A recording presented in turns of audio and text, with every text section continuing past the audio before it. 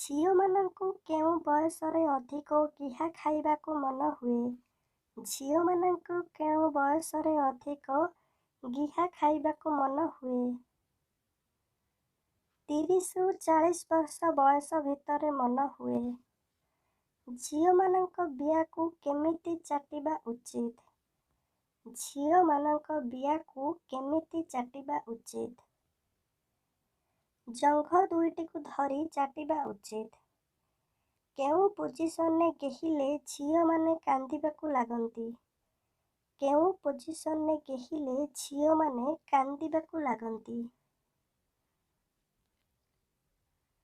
ଦୁଇ ଗୋଡ଼ ଫାଡ଼ିକି ଜୋରେ ଜୋରେ ଗେହିଲେ? କେଉଁ ଝିଅମାନେ ପୁଅଙ୍କ ବାଣ୍ଡ ଉପରେ ବସି ଗିହା ଖାଇବାକୁ ଭଲ ପାଆନ୍ତି? କେଉଁ ଝିଅମାନେ ପୁଅଙ୍କ ବାଣ୍ଡ ଉପରେ ବସି ଗିହା ଖାଇବାକୁ ଭଲ ପାଆନ୍ତି? ସହରୀ ଝିଅମାନେ ବସିକି ଖାଇବାକୁ ଭଲ ପାଆନ୍ତି। ବାହାଘର ପରେ ଝିଅମାନଙ୍କ କେଉଁ ଅଙ୍ଗ ବଡ଼ ହୋଇଯାଏ?